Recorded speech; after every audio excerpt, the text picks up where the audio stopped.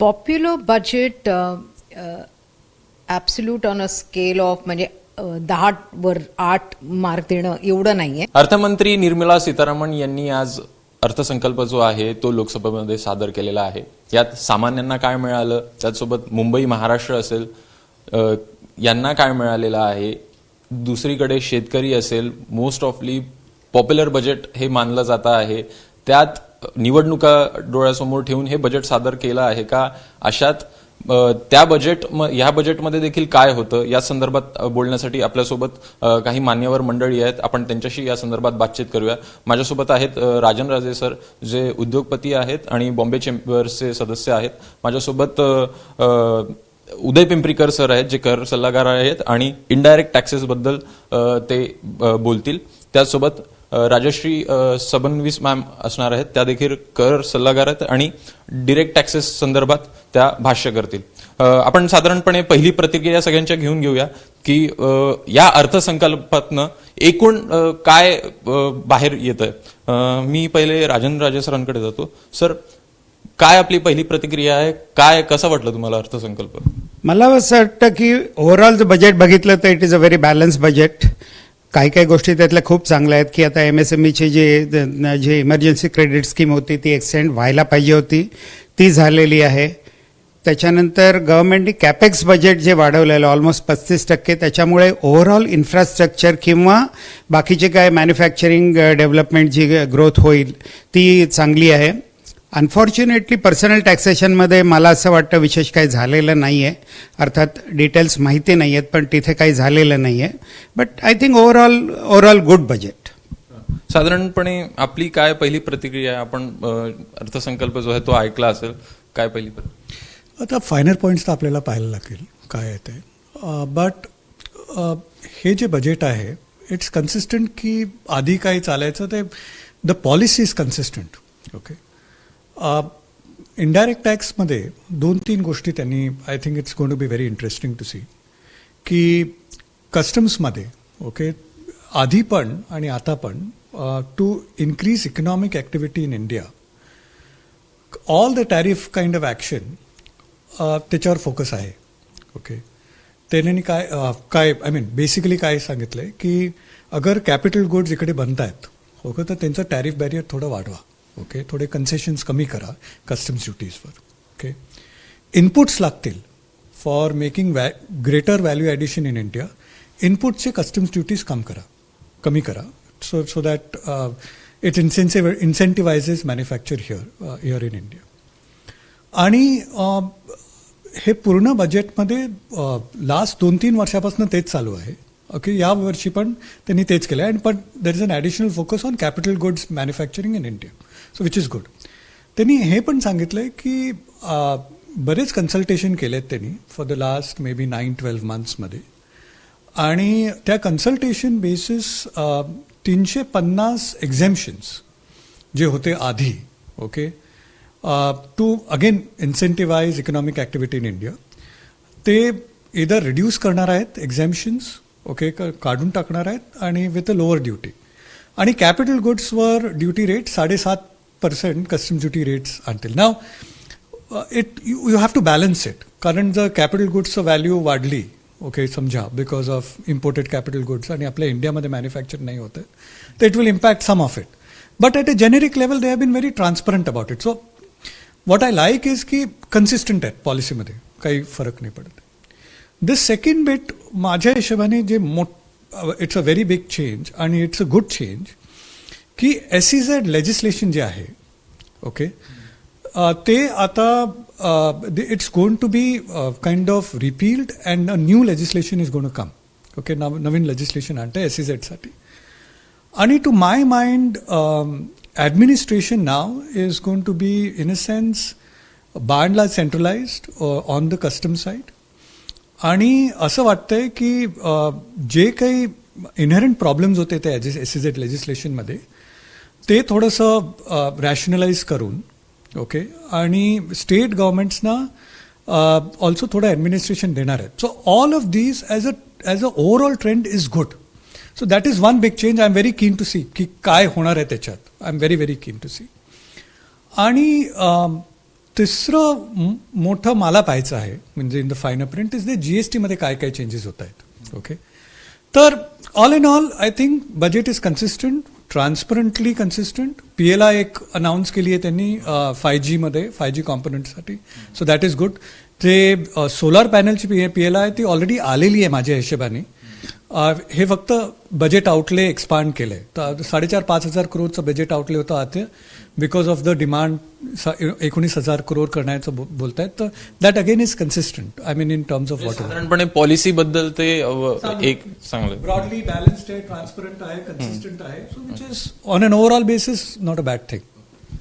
Ma'am, तुम्हाला काय वाटतं की साधारणपणे आत्ताचं जे बजेट आहे ते मोस्टली पॉप्युलर बजेट असं मानलं जातं, काय पहिली प्रतिक्रिया? Popular budget absolute on a scale of म्हणजे 10 वर 8 मार्क देणं एवढं नाही आहे. कारण I think there are 2 or 3 things. One is की as my colleague Uday mentioned, manufacturing आणि इंडियाला भारताला आत्मनिर्भर करण्याचं ते ऑब्जेक्टिव्ह जे आहे that is we are like bang on. We continue to take steps there. Defence manufacturing आता त्यांनी प्रायव्हेट सेक्टरला ओपन केलं आहे, which is a good thing. आणि त्यामुळे with the focus on digital economy, because that is the need of the hour. Because आपण at the end of the day एक म्हणजे एवढं मोठं देश with so much of talent and our demography, even when you compare to other countries, okay, we need to capitalize on that. म्हणजे ते आपल्याला त्याचा फायदा घ्यावा, म्हणजे we have to take it. So therefore, 2-3 things that she's announced. I mean, I'll come to tax because that is again something which is later, but in terms of one is huge capital investment. The PM Gati Shakti जे त्यांनी announce केलं आहे, that again is huge spend on infrastructure. But at the same time मग त्यांनी आयकरमध्ये infrastructure कंपनीजला जे was a pain point, म्हणजे that cess surcharge on AOP, because normally that is how they structure themselves, ते तिने कमी केलं आहे. Which again, so she is taken away the stumbling blocks in a way, number 1. 2 is even in terms of, because they've always spoken about Atmanirbhar Bharat, okay, Startup India, which is again you like reskilling. Reskilling मध्ये पण त्यांनी announcement केले, policy announcement केले, पण अजून काय आहे ते म्हणजे अजून आलेलं नाही आहे. Implementation is the key. Third, being somewhere election coming very soon, there have been measures that have been announced, but at the same time with a clear focus on driving rural consumption, that is Grameen consumption and Grameen infrastructure built up, including extending concessions and recognizing ki education also is one of the sectors which needs investment, especially the digital university and schools having access to it in regional languages. ते आपण म्हणजे पहिल्यांदा मी इतके वर्ष practice करते पण regional लँग्वेजला importance दिला आहे. That to my mind is a big thing. I mean as a citizen I can tell you. साधारणपणे असं पण दिसलेलं आहे की 200 चॅनल्स बद्दल ते बोलता आहेत, अशा त्या संदर्भात काय? तर क्लिअरली आता आपण ओके, पॅन्डेमिक जे लास्ट 2 years जे आम्ही बघितले आहे, one of the things people who have suffered, people म्हणजे ज्यांना सिटीमध्ये, आम्ही सिटीमध्ये आहोत ओके, पण तुम्ही रिमोट विलेजेसमध्ये जा किंवा ग्रामीण साईड जे आहे तिकडे ॲक्सेस टू टेक्नॉलॉजी आणि access to quality education is a huge thing. अजूनही आम्ही म्हणजे there are lot of things that need to be done. This government has recognize that and are taking steps there. So the fact that 200 channels, which they are saying is a must, to my mind is reach.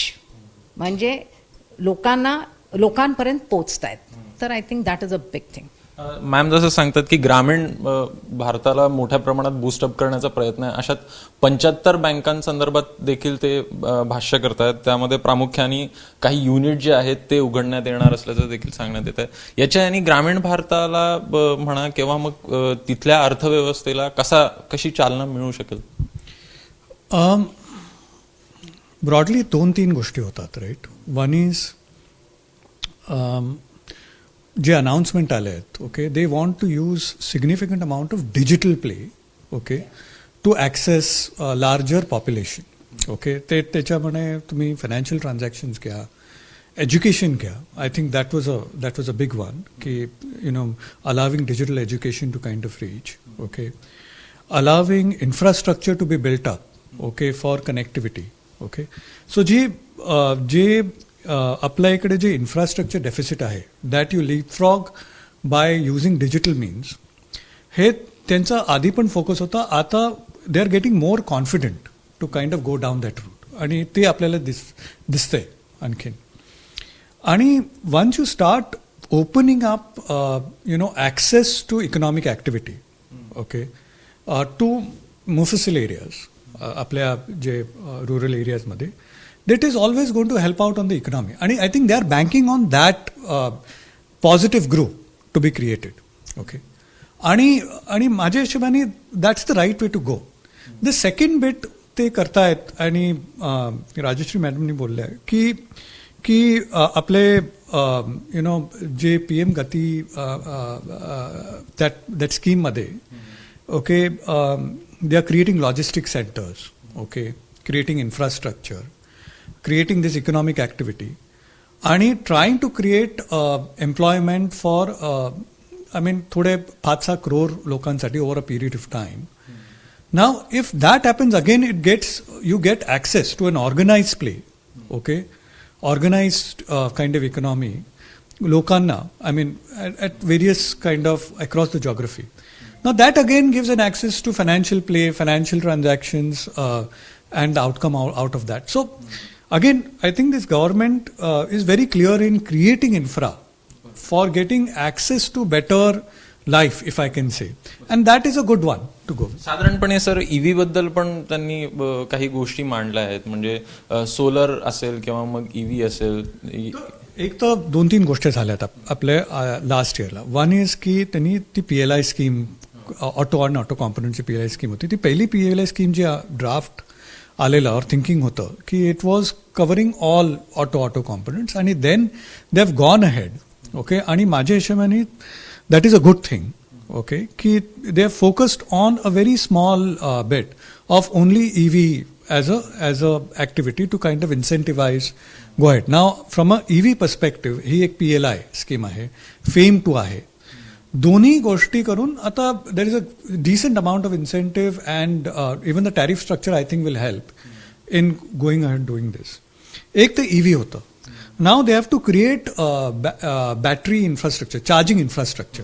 Okay, आणि आपल्याला anyway final print पाहायला लागेल, पण I think this entire announcements that are being made is to incentivize now the charging infrastructure.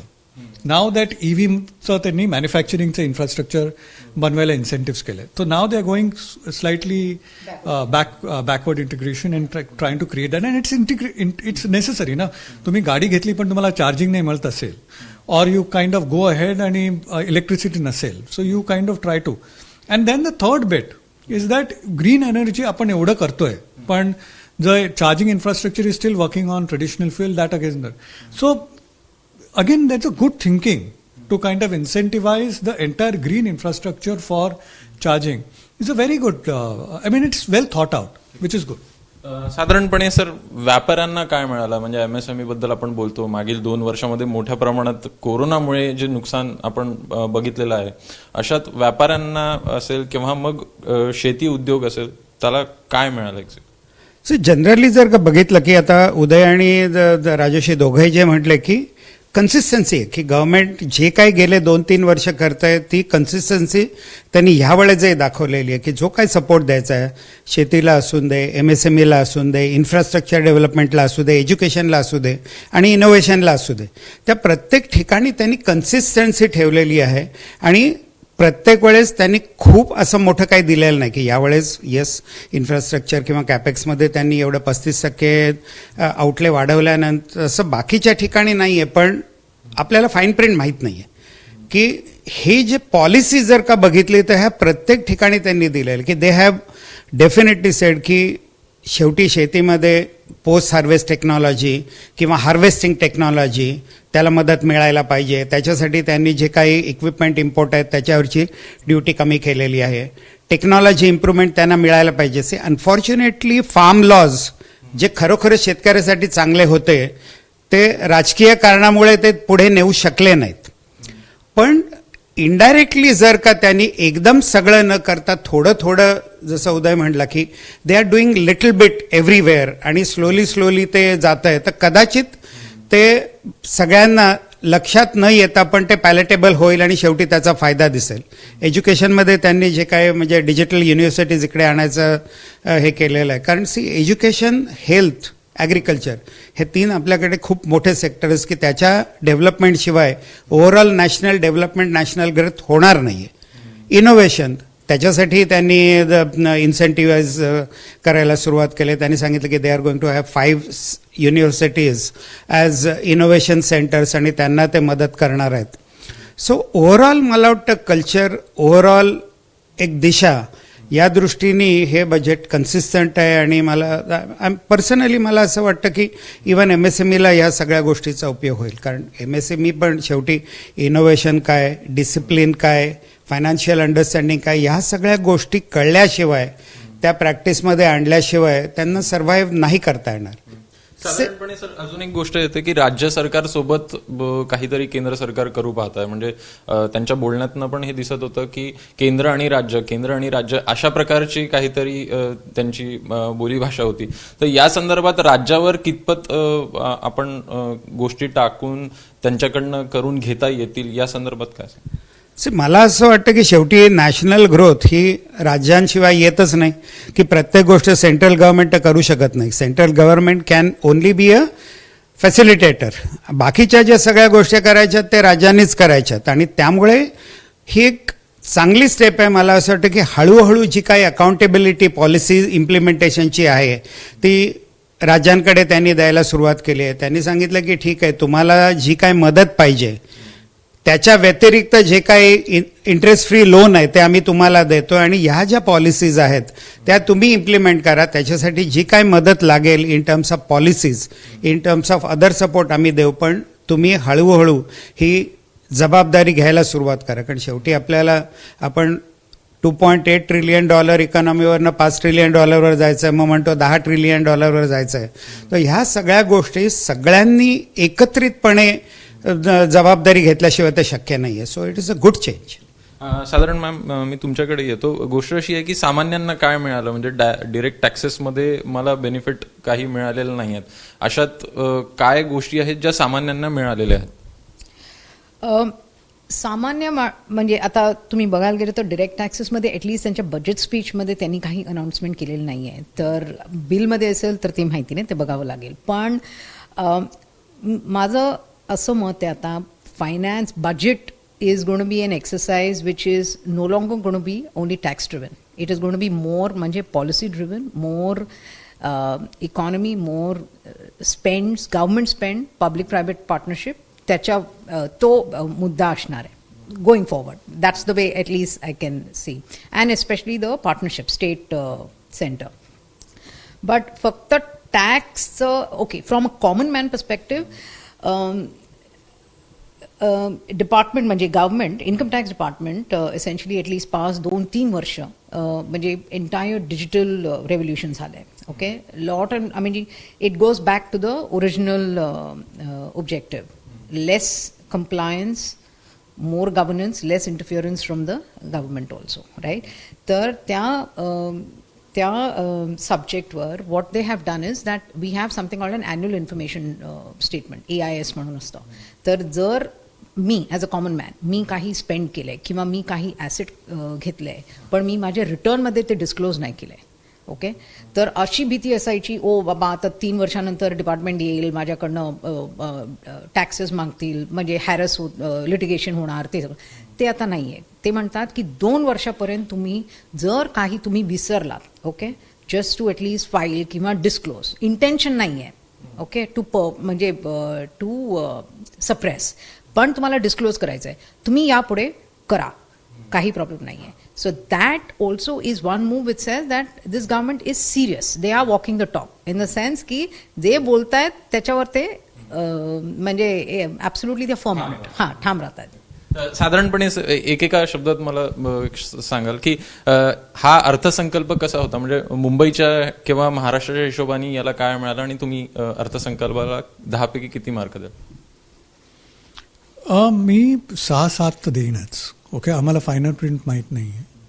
There is only one thing, मी आधी सांगितलं की मला what I am looking at. Okay, incrementally GSTचं काय आलंय मला अजून आपल्याला काही बजेट स्पीचमध्ये आलं नाही आहे. जे आय थिंक द इनिशिएटिव्ह, जे अमृत काल जो इनिशिएटिव्ह आहे to kind of make ease of doing बिझनेसचा and whatever, I think how that translates into legislation,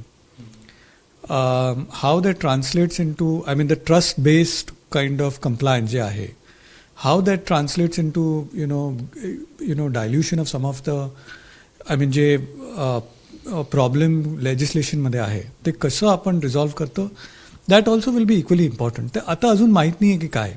On a policy basis, consistent, and I think all of that is positive. साधारणपणे मुंबई आणि महाराष्ट्राला काय मिळालं आणि किती mark देऊ? परत फायनल प्रिंट त्यांनी कुठे त्याने सांगितलं नाही. शी ओनली टॉक्ड अबाउट पॉलिसीज आणि डिरेक्शन. सो त्यामुळे मुंबईला काय मिळालं ह्याच्याबद्दल कुठे तसं दिसलेलं नाही आहे. ती आता उद्या वाचल्यानंतर किंवा त्याच्यानंतर काय होतंय किंवा स्टेट गव्हर्नमेंटला किती फ्रीडम, किती आउटले मिळाला आहे, ते मला वाटतं स्टेट बजेटमध्ये आणि ह्या सगळ्या प्रकारामधनंच आपल्याला कळेल. बट ओव्हरऑल मी एवढंच सांगेन की महाराष्ट्राला काय मिळालं आहे ह्याच्यापेक्षा देशाच्या दृष्टीने जे काही त्यांनी एक प्रिंट दिलेली आहे, फुटप्रिंट, आणि ती पुढे जाण्याचे जे काही त्यांनी तयारी दाखवलेली आहे ती नक्कीच एनकरेजिंग आहे. मी 7-7.5 पर्यंत नक्की देईन या बजेटला. साधारण तुम्हाला काय मिसिंग वाटतं आणि किती मार्क द्याल? या बजेटमध्ये at least for the common man, and when I say common man, people with disposable income, म्हणजे ज्यांचं at least that initial first 2 layers, like 5 लाखाचं ते exemption जर केलं असतं तर that would have been really helpful. But I can understand कारण that could also lead to inflation. Okay, so maybe managing that, or maybe that's something, at least it was not a part of her speech.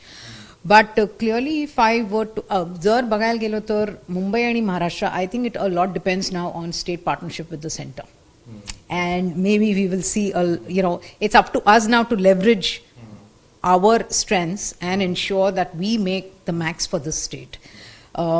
And being the financial capital, Mumbai especially, financial capital, financial markets, खुश आहेत आता, कारण long term capital gains, they surcharge, they've capped it to 15%.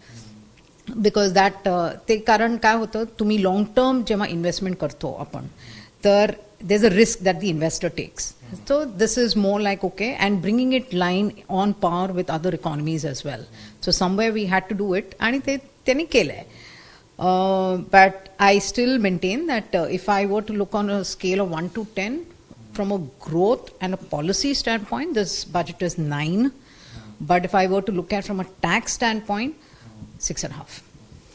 साधारणपणे ma'am जसं सांगतात की 18% 15% जो tax करण्यात आलेला, त्या हिशोबाने म्हणून मला वाटतं की सध्याला मार्केट पण आपल्याला वधारलेलं दिसत आहे. एकूणच बघायचं झालं तर हा जो अर्थसंकल्प होता हा सगळ्यांकडनं सांगण्यात येत होता काय पॉप्युलर असेल, त्यातल्या त्यात पॉलिसी लेवलला देखील चांगले काही निर्णय जे आहेत आणि ठाम निर्णय जे आहेत, जे एकूण मागील 2-3 वर्षापासून ते घेत होते, तसेच काहीसे पुढे देखील त्यांचा विचार दिसतो आहे.